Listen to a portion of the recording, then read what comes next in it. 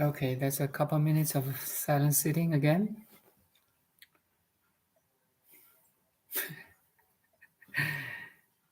Topic today: when a cat decides not to catch a mouse.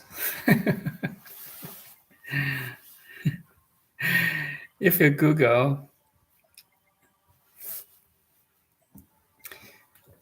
instinct, so instinct instinct is an innate, typically fixed pattern of behavior in animals in response to certain stimuli.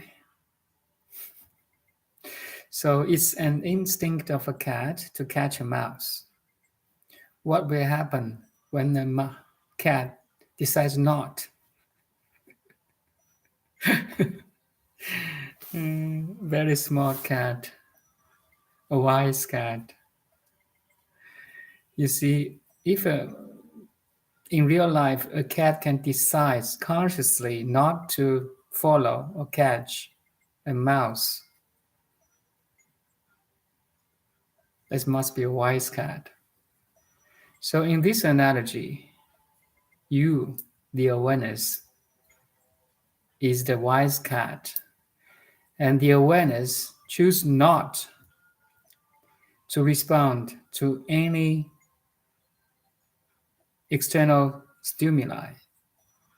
You choose not, but also you can choose to respond for sure. So if you're a frequent meditator, you may have this ability to become a wise cat. So in this analogy, I also, so in Zen Buddhism, there's this metaphor. The awareness is watching the thoughts coming and going. So it's like a cat waiting in front of a mouse hole. The cat sees mouse coming and going, but he can decide not to follow them. So it's a very like a metaphor, famous metaphor in Zen Buddhism. So I want to expand or extend the mouse, or in this analogy, the thought, to everything, every external stimuli, like an passing by car or conversation or a kind of news, uh, a, a sudden sound. Everything that happens in our awareness, we can choose not to respond. That's a freedom. Of course, when it's necessary, we can choose to respond or react or interact. Now you're really living in the Dharma realm. You're living in the realm of awareness, pure observation, and choose some to respond and some not to respond. Before this could happen, you have to be alert enough to see the stimuli first, right? You have to observe the stimuli first, externally, as an image, a sound, a conversation, a call, an email, a pop-up in the computer, a news in the TV. You have to observe there's some stimuli externally, also a memory, and internally as a memory, as a thought, as a feeling, a sensation. And you choose not to react. That's the topic today. You become that wise Zen cat.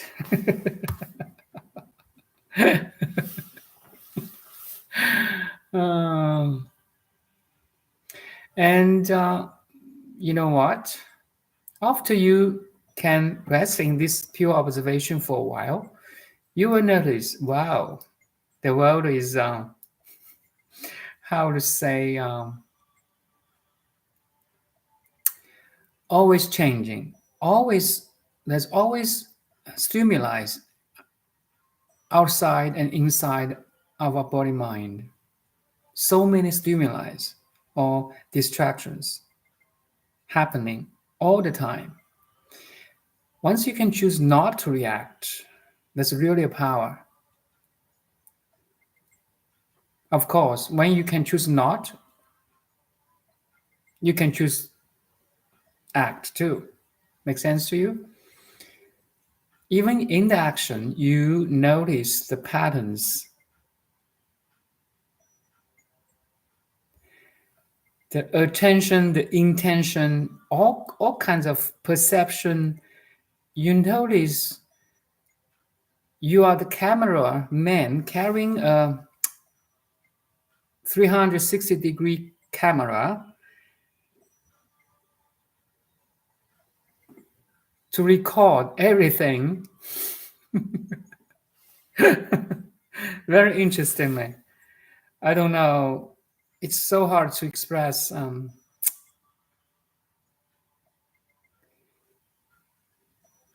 You can record everything and choose respond or not respond.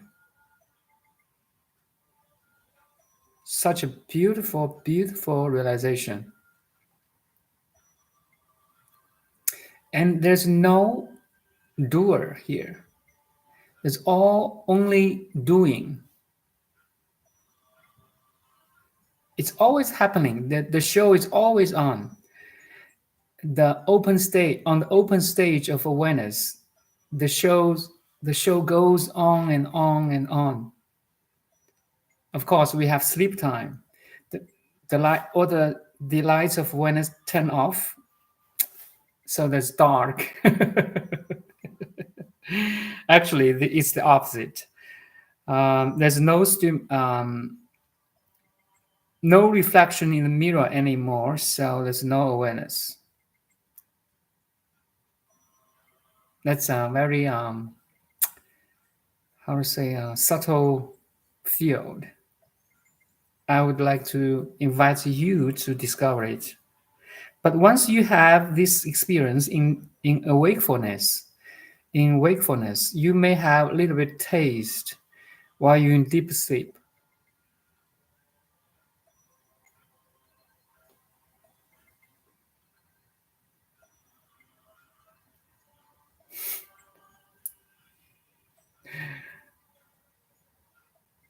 It's like the whole world is your TV show, is your live show.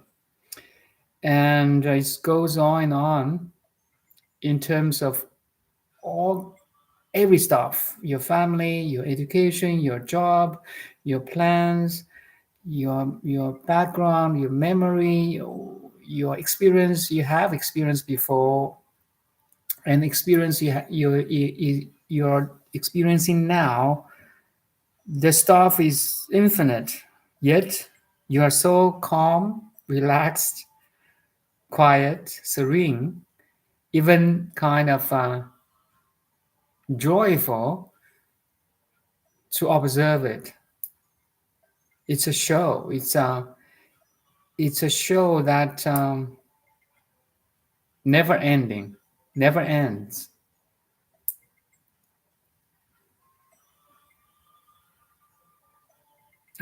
it's, it's crazy.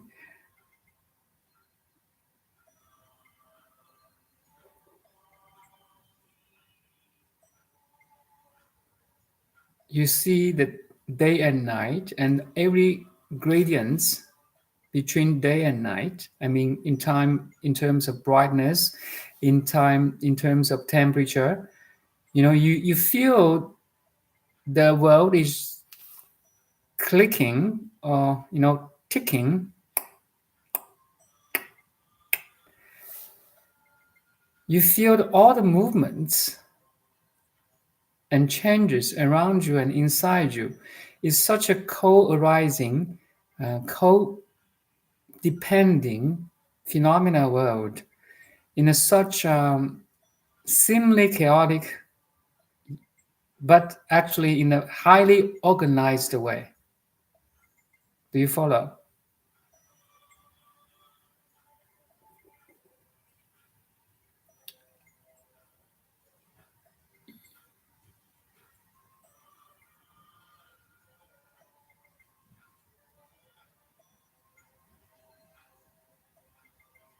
You awe at the magnificent nature.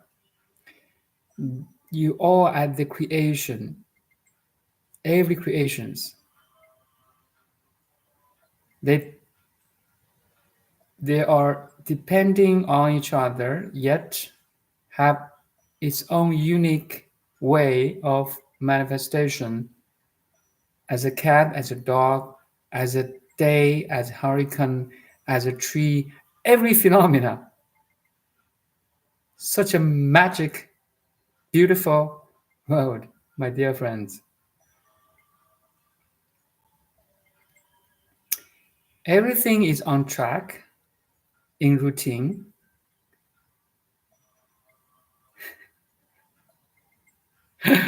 Uh,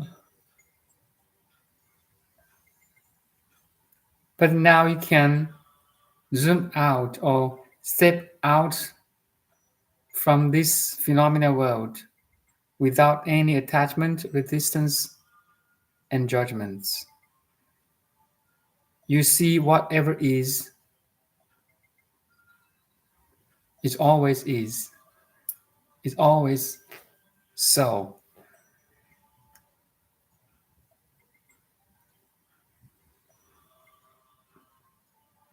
The God is playing with humankind.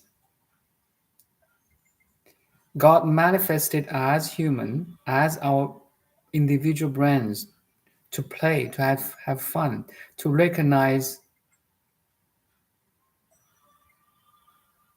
he or she is God.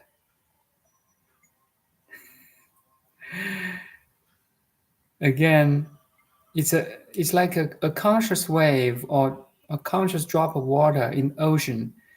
After millions and millions years of being a wave or ocean, a drop, now he noticed there's a there's a bigger or greater background as ocean.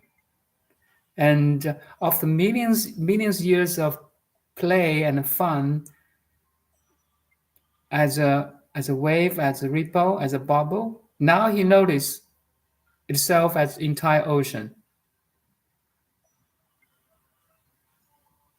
Such a beautiful, beautiful,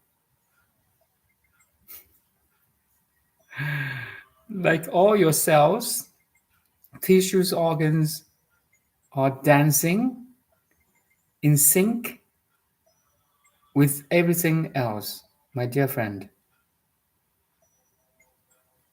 And you notice this dance, this beautiful dance of life.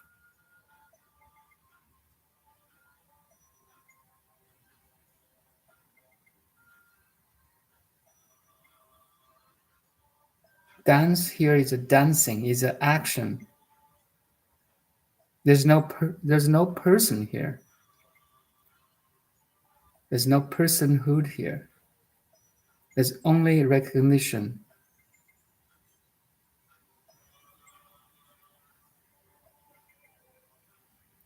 Every sensation, every memory, knowledge, understanding, perception, attention, intention is part of this cosmic play or cosmic dancing. And there's no dancer. A total organic, holistic, wholesome action and interaction.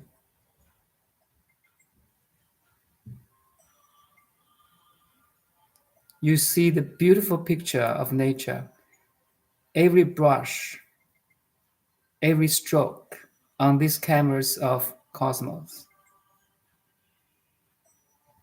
Every breath you take is one brush, small brush or stroke.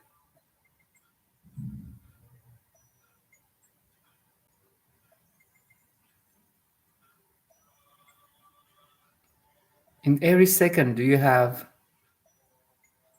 7 million individual cells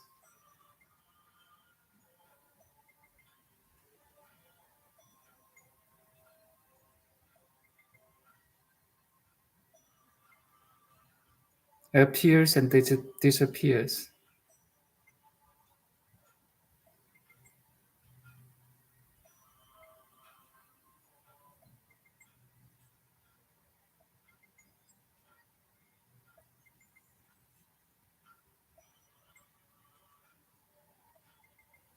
And in physiology, scientists find that in every second you have the given number 7 billion times of chemical actions. I just try to help you to use the science to understand who you are, how beautiful you are. And everything scientists talking about is all about you. That's why I love science, because I love myself. All the scientists' discovery, no matter it's a relative theory or quantum theory or biology or chemistry or physics, astronomy, it's all about you. Once you notice all the articles or the discoveries, it's about you.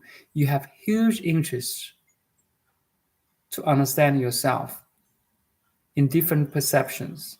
Yet you don't lose yourself in in the different in so many different perceptions because you know who you are now.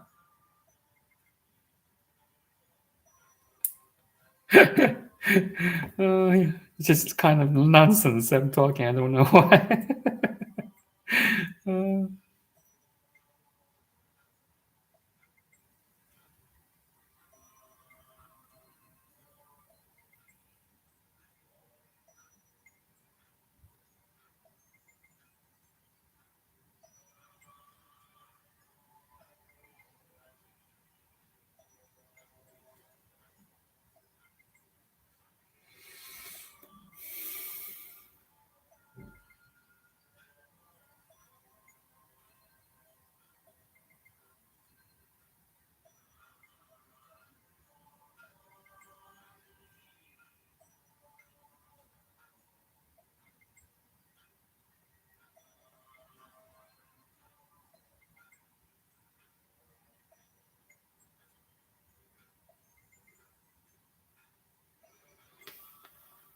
okay, maybe if no questions, I will read some pages in this The Art of Living Again by Thich Nhat Hanh. We continue read some pages here.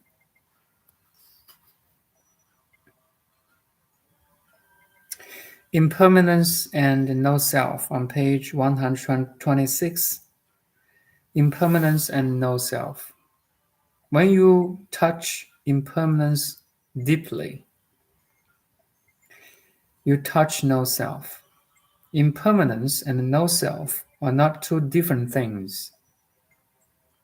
In terms of time, it's impermanence, and in terms of space, it's no self. Emptiness, interbeing. You see, emptiness, interbeing, impermanence are three closely related terminology in Buddha's teaching, in Buddhism.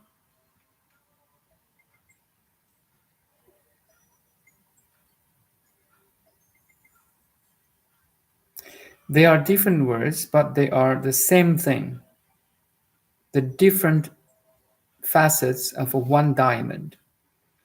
The deeper we understand impermanence, the deeper we can understand the teaching on no self and interbeing.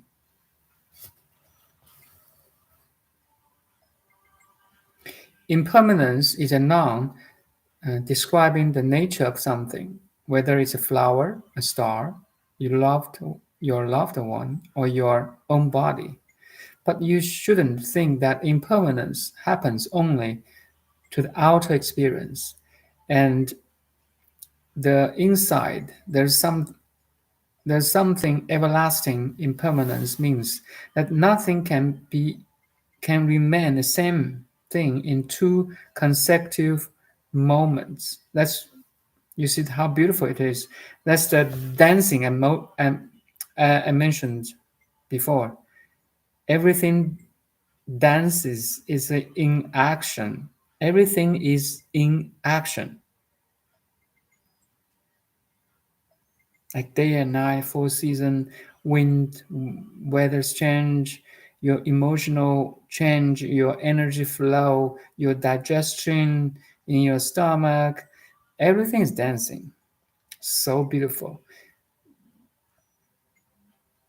So, in fact, there's no lasting thing that we can call impermanent. It's semantically absurd to say everything is impermanent. The truth that everything is only for one brief instant. That's how beautiful you are. No one can step into same river twice. No one can be the same identical physical emotional body twice because everything is changing. Yet you, the pure awareness, remain unchanging. Suppose we contemplate the flickering flame of a candle. At first, it seems that there is one continuous flame, but in fact, what we are seeing is a multitude of flames succeeding each other from one millisecond to the next. New flames are manifesting from new non flame elements. Wow. You see, new flames are manifesting from new non-flame elements, including oxygen fuel. And the flame is radiating light and heat in all directions. Input and output are going on all the time. Wow, so beautiful. The flame we see now is not exactly the same as the flame we saw a moment ago, nor is it entirely different. In the same way, we too are always changing. Our body, feeling, perception, mental formation, and consciousness are changing from one moment to the next. Every second, the cells in your body, as well as our feelings, perceptions, ideas, and state of mind, are giving away to new ones. The beautiful dancing of whole cosmos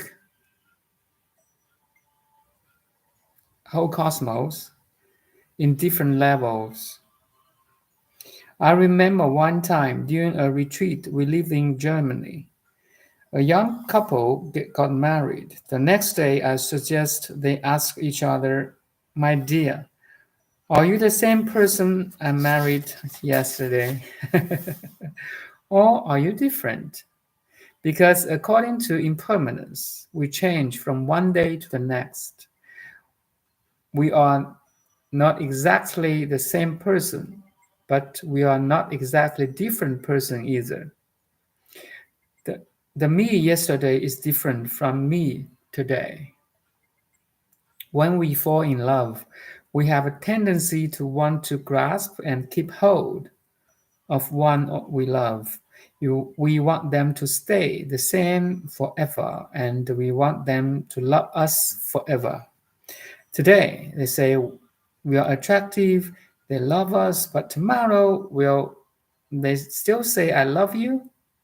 When we love someone, we're always afraid of losing them. Our mind is always wanting to hold on to something permanent, something everlasting. We want to stay a certain way. We want to our loved one to stay a certain way, but that's not possible. We are both changing all the time. When we can embrace impermanence, we can we allow each other to change and grow from one day to the next. We are neither the same nor different, and this is good news. You see, the ever changing phenomena world and a never changing awareness. Yesterday, a word came to my mind, the thread of life. A thread of life. You see, if you're Buddhist, you may see some practitioner hold a mala, 108 beans, but in a circle by a thread. So they may count the 108 being to meditate. So it is the thread who connects all the beings, right? So it is our awareness connects all the memories, our past, our current, our future, all the relations, background, education, your job, your family. The awareness is the thread of your life. Anyway, it came to my mind yesterday, and I may talk about this topic in the future. The thread of life. Thich Nhat Hanh also said this. I mean, where am I?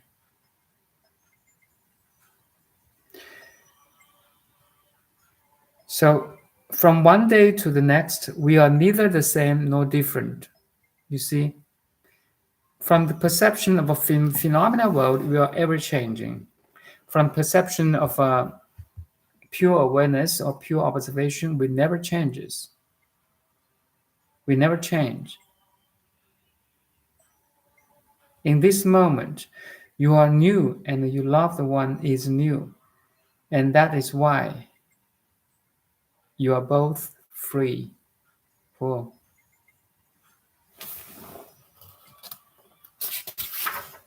Maybe one more chapter. Watering seeds. When we are aware that our loved one is not a separate self, but a composition of many elements, we can water the positive elements in them to help them grow. Wow, that's Thich Nhat Hanh. That's a wise master. When we are aware that our loved one is not a separate self, but a composition of many elements, we can water the positive elements in them to help them grow, also to ourselves, right? This is true for ourselves as well. You see, we can practice watering the seeds in us that we want to grow and transform. Our mind is like a garden in which there are all kinds of seeds, seeds of joy, peace, mindfulness, understanding, and love, but also seeds of craving, anger, fear, hate, and forgetfulness. How you act and the quality of your life depends on which seeds you water. So beautiful. If you plant tomato seeds in your garden, tomato will grow. In the same way, if you water a seed of peace in your mind, peace will grow. Samatha, meditation, a must do. When the seed of happiness in you is watered, your happiness will bloom. Wow. When the seed of anger in you is watered, you will become angry. The seeds that are watered frequently will grow strong. So you need to be a mindful gardener. Selectively watering those seeds you'd like to cultivate and not watering the seeds you do not want to grow. You need some effort, energy, and time of investment. If you're a businessman, you like to invest with huge return, right? Have you ever invest the inner peace, love, and happiness in your mind? Are you a good mental gardener? Each one of us has strength and weakness. We might think I have a short temper or I'm a good friend. I'm a good listener. We believe these qualities define us, but they do not belong to us alone. They belong to the whole stream of our inheritance. When we see that we are made of non us elements, wow, you are made of non you elements, it is much easier to accept all our good qualities as well as weaknesses and shortcomings with understanding and compassion. Wow, you see, if you change your perception with this wisdom, you change your understanding of life. You're changing your experience of life too. When you are in a committed relationship, you have two gardens, your garden and garden of your beloved. First, you have to take care of your garden and master the art of gardening. Now, this each one of us, there are flowers and there's also garbage or weeds. Do you like dandelion? Dandelion is growing in my garden, in my backyard now. The garbage is the anger, fear, discrimination, and jealousy within. If you water the garbage, you will strengthen the negative seeds. If you water the flowers of compassion, understanding, and love, you will strengthen the positive seeds. What you grow is all up to you. Wow.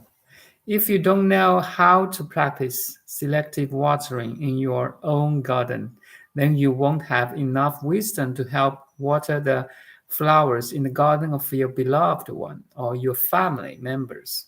You see, all the experience, all the true experience starts from within, from ourselves first. Then you may share your experience, your knowledge, your understanding, your wisdom to your family members, to your beloved one. In cultivating your own garden well, you also help to cultivate your beloved garden. Yes, mutual benefiting. Uh, Even a weaker practice can make a big difference. Everyone can do this. We all need to practice like this in order to keep our relationships alive. Every time you practice walking mindfully, investing your mind and body in every step, you help to cultivate the peace, joy, and freedom you need. Every time you breathe in and know you are breathing in, every time you're breathing out and you know you're breathing out, uh, you become who you truly are. You become your own master and the gardener of your own garden or kingdom. Take good care of your garden so you can help your beloved take good care of theirs. Two passages more, okay? If you are in a difficult relationship, you want to make peace with the other person, you want to go home to yourself first. You have to go home to yourself first. Go home, look inward, observe your feelings, emotions, and reactions, be mindful. You have to go home, go inner, go inward to your garden and cultivate flowers of peace, compassion, gratitude, understanding, and joy. Only then can you come to the other person and offer patience, acceptance, understanding, and compassion. Are you a good gardener, my dear friend? Are you a good mental gardener? When you commit to another person, you make a promise to grow together. It is your responsibility to take care of each other. Yet, over time, you may encounter difficulties and you may begin to neglect your garden. One morning, you may wake up and suddenly realize your garden is overgrown with seeds and that the light has faded from your love. You see, consistency of meditation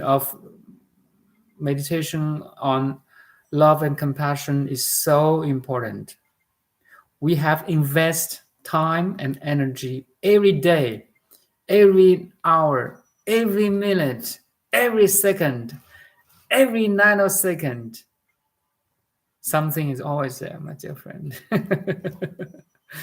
The never changing, pure observation, you, or pure awareness, you, is always there. So you must be a good governor if you can self-aware.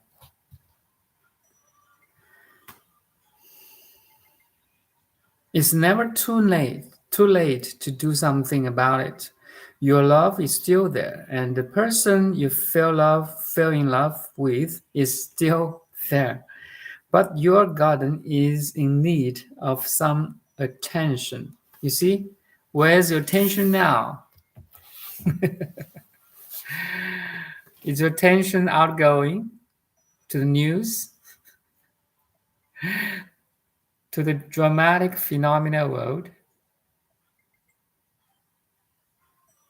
to the trauma in the past, to the success in the future? Where's your attention? Do you lose yourself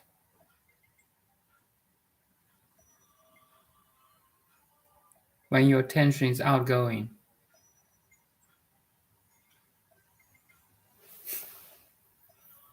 Are you relaxed? Are you taking care of yourself? Are you taking care of your inner peace, calm, serenity, confidence, luminosity, connectivity, clarity? Have you ever invest any time and energy in cultivating all these beautiful attributes of who you are?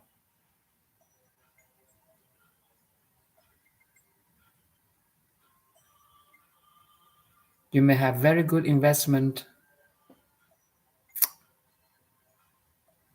on a project,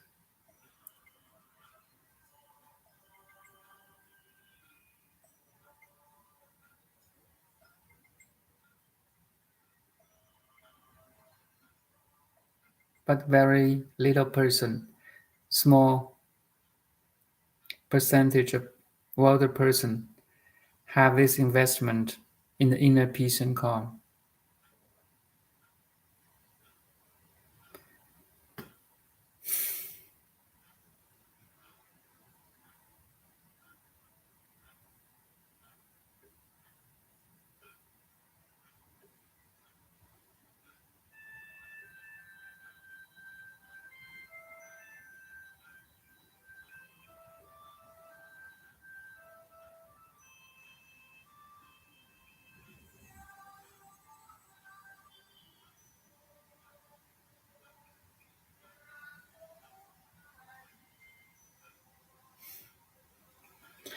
Amitabha, the Buddha in the Pure Land. Can you recognize him?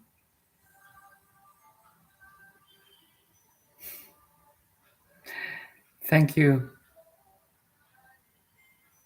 Priscilla, right? If I Priscilla, thank you for coming.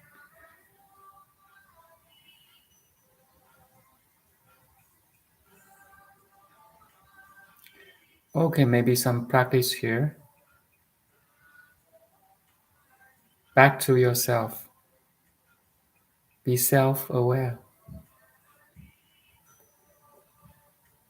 Ask you, ask yourself, I'm aware. Yes. Am I aware that I am aware?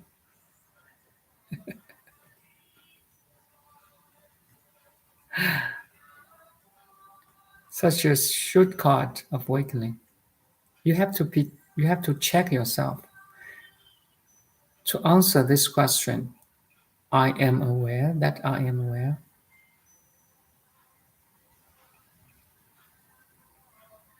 As a beginner, maybe you have to stop thinking. That's the power of this question. I am aware that I am aware. There's a gap of thinking, you see? That's the power of this question. Svasamvadana.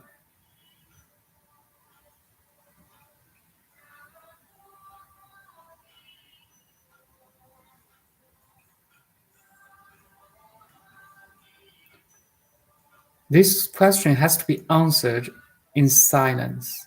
That's the beauty of this question. You have to pause to answer this question. I am aware that I am aware.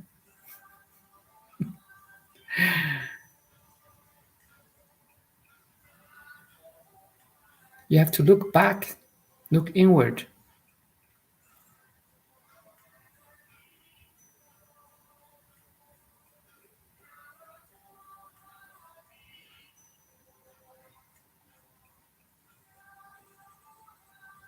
And the second question could be, can you rest in this self-realization?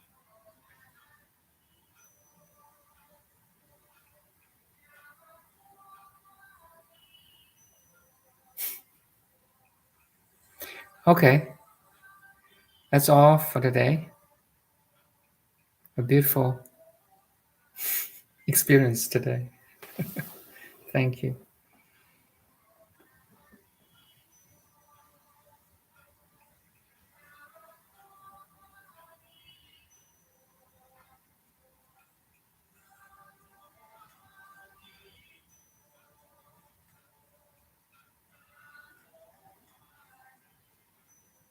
Bye, Kristen. Thank you.